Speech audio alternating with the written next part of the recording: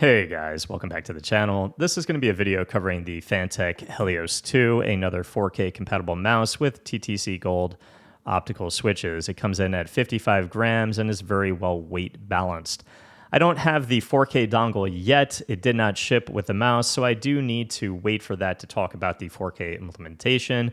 What I can say though is taking this in game, I have a breeze tracking with this in Apex Legends. It's something that is very reminiscent in the hand to the Zowie S2, and as it should be because it was inspired by the Zowie S2, a mouse that's been utilized for years by champions in LAN tournaments, and something that has been revered when wired mice were still exceptionally popular.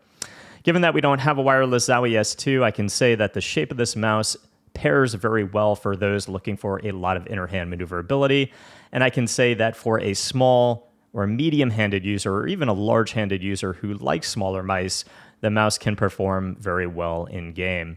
What I like about the mouse in terms of performance is, again, the weight balance, the build quality is great. I don't have an issue with mouse 1 or mouse 2, but you get a nice curve on the left side of the mouse for your thumb to rest. It's very comfortable, and you get a very tight feeling grip while still maintaining a lot of inner hand maneuverability. And given the peak of the hump actually is quite flat, kind of that flat feature that we had with the Fantech Aria, you do get that extra stability if you ever want to plant your hand and either spray an attack shooter or track with a assault rifle in something like PUBG and or Apex Legends.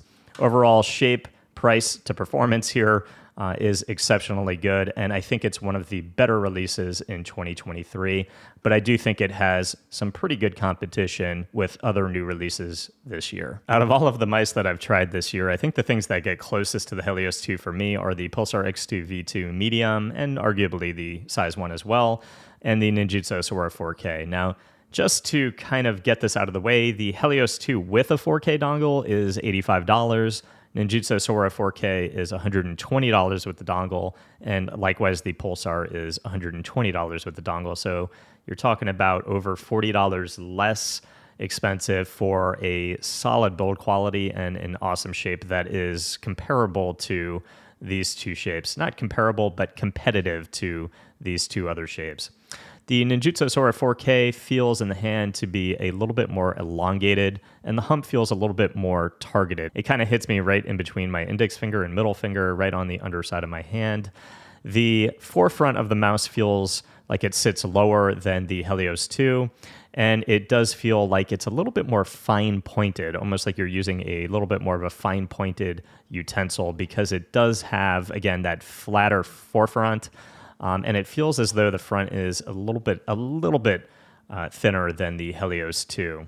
So the Helios 2 does have that wider hump feel that allows you to have that nice, comfortable stability as a resting point. And it does, again, sit a little bit higher than the Ninjutso Sora 4K and feel a tad bit wider towards the forefront. I think both of these shapes are exceptionally good. Both mice are exceptionally good. So again, very competitive here, which one, if you're in this size market, would be best for you. The Pulsar X2 V2 next to the other mice, you can see also the size category somewhat similar across the board.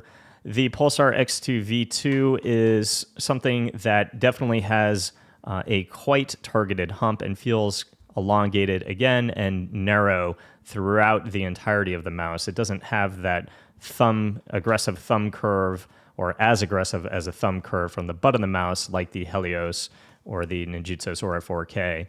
The hump is, again, not a wide, flat hump across the peak when you get there, and mouse 1 and mouse 2 likewise feel as though they sit lower on the Pulsar X2 V2 than the Helios. So the Helios just feels, again, like it has a little bit of a flatter, wider base to rest on compared to the Pulsar X2 V2. Again, all three side by side, you guys can see. And I would say another big comparison is the coating. I think the coating feels very good on the Pulsar and the Sora.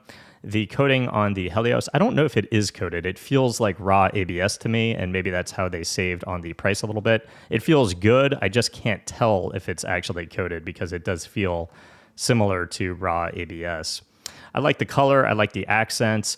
And overall, I would say the optical feel here, I do have a great copy of the Pulsar X2 V2 as well as the Sora.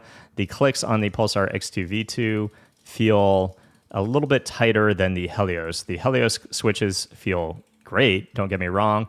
It just feels a tad more hollow and a tad more loose feeling compared to the tighter feeling on the Pulsar.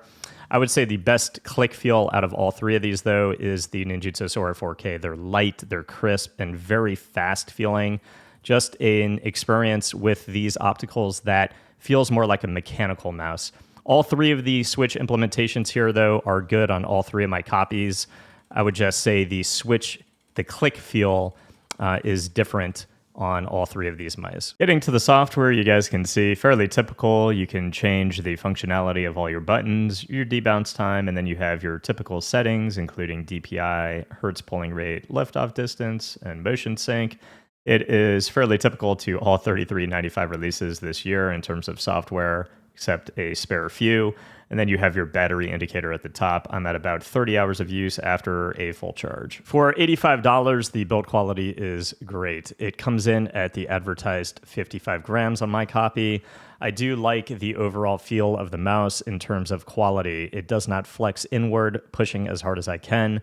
The top does not flex downward, and the bottom shell is very stable as well. You can see the new skates and the bottom shell design looks pretty cool. It does have Bluetooth as well as wireless, and the overall switch feel in terms of pre and post travel on the clicks. I do have a little bit of post travel, more so on the bottom of mouse 4 and mouse 5, not as much. Overall, side buttons do feel good, and you can see they're a little concave where each of them starts, which I like, and they are matte, which I really like. The mouse 1 and mouse 2, very little side flex, almost none, which is exceptionally good. No switch grinding, and pre and post travel, tiny bit of pre-travel, almost no post travel, and the scroll wheel feels very spammable and exceptionally fast. The steps feel well defined and thocky. Overall, for $85 with 4K performance, the Nordic MCU here, with the build quality that it's coming in at. And again, I have to test the 4K implementation. I'm sure it's good, at least I would hope. But overall here, the quality is definitely there for $85, and the shape is a absolute banger. So guys, that is going to be it for the Fantech Helios 2. Again, the shape is really great. My build quality was spot on. It checks a lot of boxes, particularly at $85. It has taken inspiration from a shape that is absolutely goated, the Zowie S2. Depending on how you feel about taking shapes and inspiration from things or clones, etc., I'll leave that to you guys.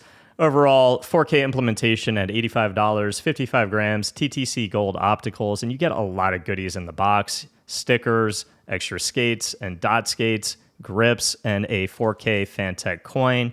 Everything here is really nice for the value. I think that Fantech always seems to do a good job in providing a really good feeling product for a far lesser price than what everyone else is doing. And for that, I think my hat goes off to Fantech. It's a good feeling mouse. And again, it's one of the better feeling mice of 2023.